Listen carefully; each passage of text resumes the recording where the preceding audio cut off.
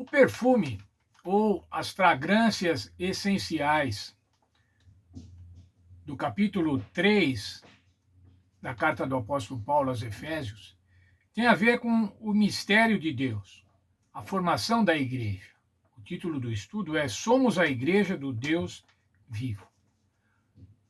No capítulo 3, o apóstolo Paulo se apresenta novamente como missionário, como aquele que traz a mensagem.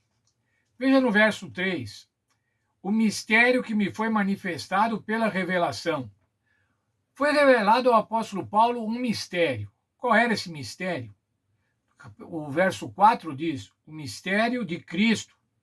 O mistério de Cristo, o mistério de Deus, através do Senhor Jesus Cristo, se constituía na formação da igreja cristã, uma igreja multirracial, uma igreja de judeus e de gentios. Não somente mais um povo escolhido pela sua origem étnica. Não, mas agora todos, os gentios também, os estrangeiros também. Veja o verso 6. O mistério é que os gentios são co-herdeiros e membros do mesmo corpo e coparticipantes da promessa em Cristo Jesus pelo Evangelho.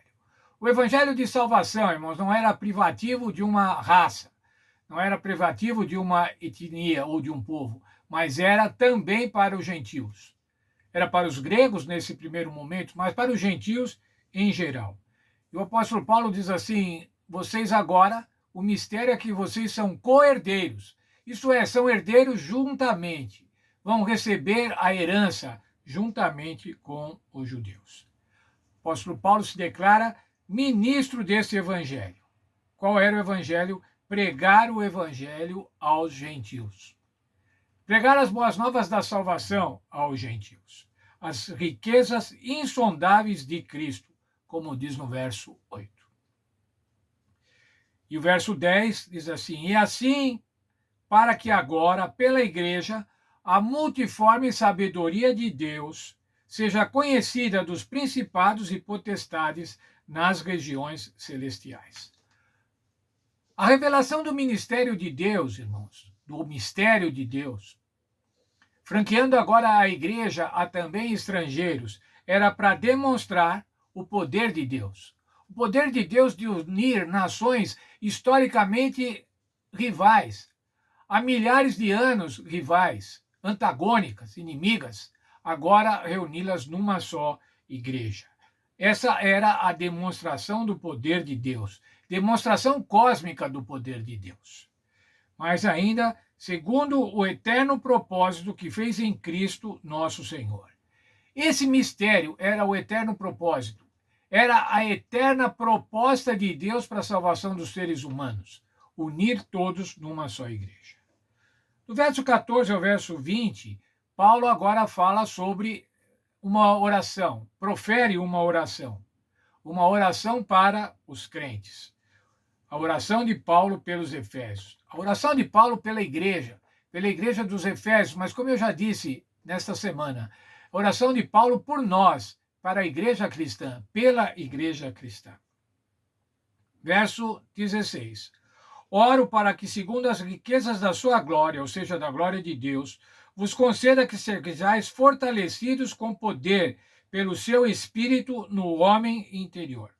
A força do Espírito Santo, irmãos, a força do Espírito Santo é que Paulo pedia para a igreja. Verso 17. Para que Cristo habite pela fé nos vossos corações, e oro para que, estando arraigados e fundamentados no amor, possais perfeitamente compreender com todos os santos qual seja a largura, o comprimento, a altura e a profundidade, e conhecer o amor de Cristo, que excede todo o entendimento, para que sejais cheios de toda a plenitude de Deus.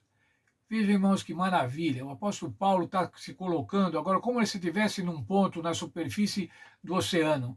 E ele está falando assim, eu quero que vocês compreendam a largura, o comprimento, a altura e a profundidade do amor de Deus. Mas que amor é esse? É um amor que excede todo o entendimento.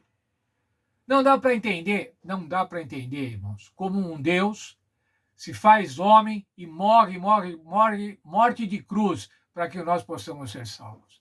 Não dá para entender a largura, o comprimento, a altura e a profundidade deste amor tão grande. E agora, irmãos, veja o verso 20. Ora, aquele que é poderoso para fazer tudo muito mais abundantemente além daquilo que pedimos ou pensamos, segundo o poder que em nós opera, a ele seja a glória, na igreja e em Cristo Jesus, por todas as gerações, para todos sempre. Amém. O apóstolo Paulo está concluindo este capítulo 3 com louvor a Deus. Um louvor a Deus, aquele que pode fazer tudo muito mais do que a gente possa pensar. Já pensou, irmãos, como é isso? Não existe nada que o Senhor não possa fazer. Você não consegue pensar alguma coisa que o Senhor não possa fazer. Mais ainda, irmãos, o Senhor pode fazer para nós, por nós, através do Senhor Jesus Cristo e através do Espírito Santo, muito mais do que aquilo que pedimos ou pensamos, segundo o poder que opera em nós, opera em cada um de nós. Essa mensagem era para os irmãos de Éfeso, lá do primeiro século, mas ela é também para nós. Eu quero, irmãos, salientar aqui um verso essencial do capítulo 3. É esse que acabamos de ler praticamente agora.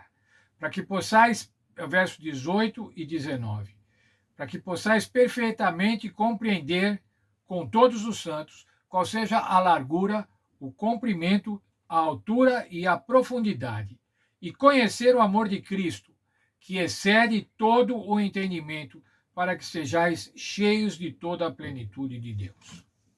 Conhecer o amor de Cristo excede o entendimento. Só podemos entendê-lo com a iluminação do Espírito Santo.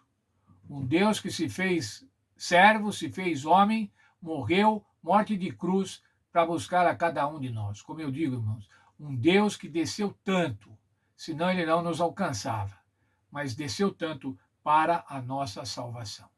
Que o Senhor abençoe, que nós sejamos gratos, eternamente gratos. Isso quer dizer, gratos aqui nessa terra enquanto vivemos e gratos quando estivermos na vida eterna. Gratos pela salvação em Cristo Jesus.